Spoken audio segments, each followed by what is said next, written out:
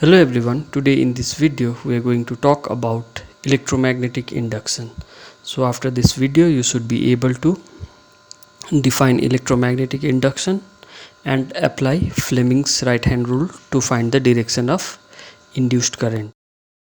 So out here we are giving electrical energy to a motor, and we already know if we give electrical energy to a motor we get mechanical energy. So in next case we are giving mechanical energy to a motor. So out here we are rotating the axle of this motor. So the question is, what do we get? So now let's see a video. So out here the input is electrical energy. So out here we are giving electrical energy and we are getting mechanical energy. Now in second case, this motor is connected to a bulb and we are rotating this axle of the motor. So now let's see what happens. So now in this picture you can see, if you give mechanical energy we get electrical energy from the motor. So from this picture we have understood that if we give mechanical energy we can get electrical energy from the motor. Now this is a picture of a galvanometer, and galvanometer is a device to detect the current in a circuit. So this is the symbol for galvanometer, and if we connect a galvanometer in a circuit then it shows the deflection whenever there is current in the circuit. Electromagnetic induction. Out here you can see this is a circular coil in which a bulb is connected and there is no cell or battery in the circuit, but still if we move a magnet near to it the bulb glows. That means we are producing current by moving a magnet near to the coil, and this process is called electromagnetic induction. So out here also you can see there is a galvanometer connected and we have many tons of coil out here and we are moving the magnet, and whenever we move the magnet the galvanometer shows deflection. That means we are producing the current by moving a magnet near to it.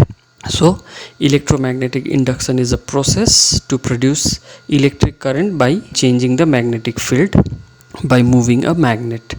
So this is first discovered by Michael Faraday, and the current produced by changing the magnetic field in a circuit is called induced current.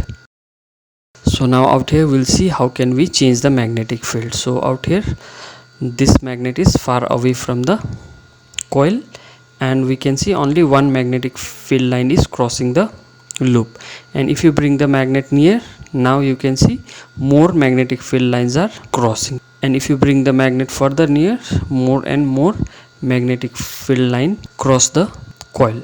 That means by moving a magnet near to a coil we can change the magnetic field, and we can also change the magnetic field by moving the coil away from the magnet. So there are two ways to change the magnetic field through a loop. One is by moving the magnet, or another is by moving the coil itself. So now we'll understand the process of electromagnetic induction by an activity. Now in this activity you can see there is a coil to which a bulb is connected and there is a meter to show the direction of current, and we have one magnet. So there is no cell connected to and there is no cell connected to this circuit. That means there is no way this bulb should glow, but we know we can produce current by changing the magnetic field. So if I move this magnet, you can see there is a current in the circuit and bulb is glowing, and when you move the magnet the magnetic field through this coil changes and the current is produced, and this process is called electromagnetic induction. And if you keep the magnet stationary there is no induced current, so the current will be produced only if the magnet is moving. Now when you bring the north pole towards the coil the direction of current is towards the left. Now you can see one more time, when you bring the north pole the direction of current is towards the left, and when you take away the north pole the direction of current changes, that is it is towards the right. And if you change the north pole with south pole, and if you bring south pole instead of north pole, then that time also the direction of current changes. So previously it was towards the left, now with the south pole it is towards the right, Now if you bring the south pole away, again the direction of current changes, that is, it is towards the left. So this is north moving towards the coil, and this is north moving away from the coil. This is south moving towards the coil, and this is south going away from the coil. And faster you move the magnet, more is the current produced. And if you see the magnetic field line, so when you move the magnet, you can see the magnetic field changing. So now we'll write about the same activity. So when we move north pole towards the coil, the magnetic field through the coil changes and an induced current is produced, due to which a galvanometer shows the deflection. Suppose when we move the north towards the coil, the galvanometer shows deflection towards the right. And if you take the north pole away from the coil, the direction of current changes, and that time the galvanometer shows the direction in opposite direction, that is towards the left. And when we keep the magnet stationary, there will be no change in magnetic field, so there is no electromagnetic induction, or there is no production of induced current, so galvanometer shows no deflection. So in fourth case, suppose instead of north we are taking south towards the coil, that time also the direction of current changes. So out here galvanometer is showing deflection towards the right, and out here the galvanometer is showing the deflection towards the left. So bringing the north and bringing the south towards the coil is just opposite to each other. So this is the second activity. Now we'll produce induced current in this coil, in which galvanometer is connected, by switching on or switching off the magnetic field in first coil. So as we all know, this is a solenoid, and when we switch on the solenoid, a magnetic field is produced. Right now there is no magnetic field through this coil. Now when we switch on this, the magnetic field is produced, and there will be a change in magnetic field through this coil for a short period of time. Then it will show the deflection for short period of time only. So if you see this meter, when I switch on, it shows the deflection and it comes back to its original position, because the change in magnetic field was for only short period of time. Similarly, when I switch off this, the magnetic field through this coil will change for a short period of time. That time also it will show the deflection in opposite direction. If you see this galvanometer now, then it shows the deflection for short period of time, because the change in magnetic field is only for short period of time. So now we'll see the activity again. So when we switch on this will show the deflection for short period of time, and when we switch off, that time also it will show the deflection for short period of time, but it is in opposite direction. So when we switch on the coil, the magnetic field through this coil changes for small time, then it shows the momentary deflection towards the left.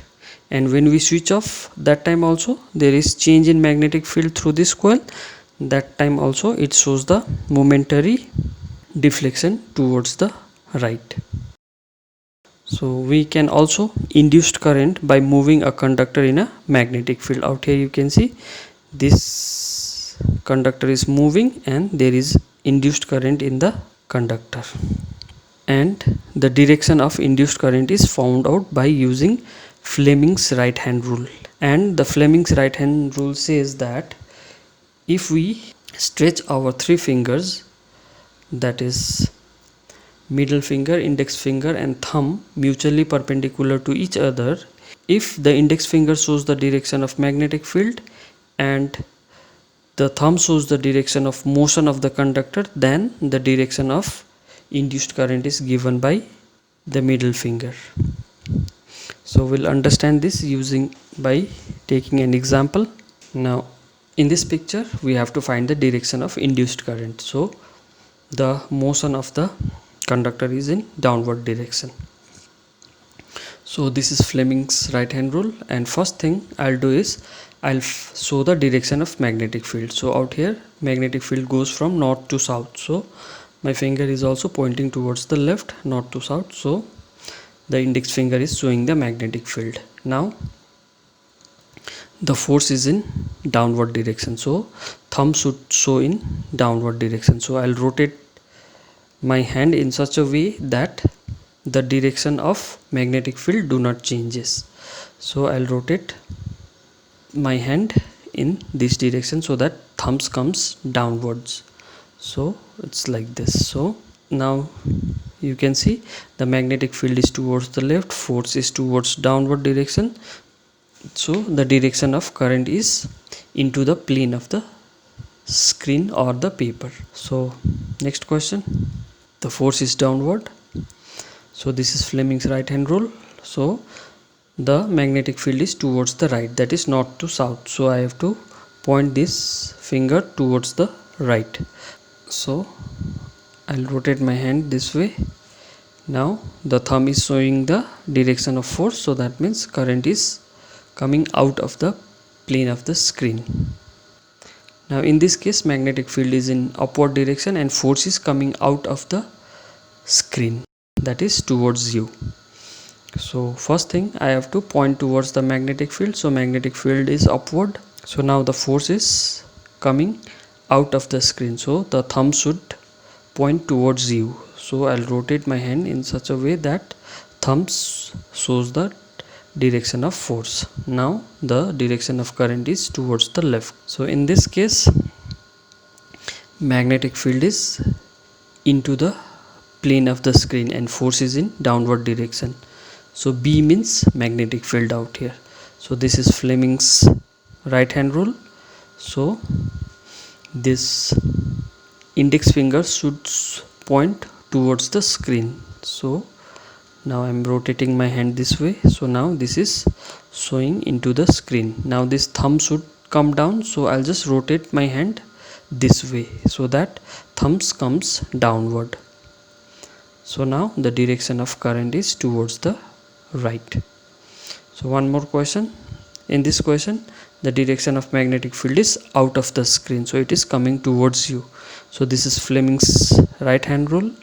So now I'll rotate my hand in such a way that index finger shows out of the screen, so it's like this.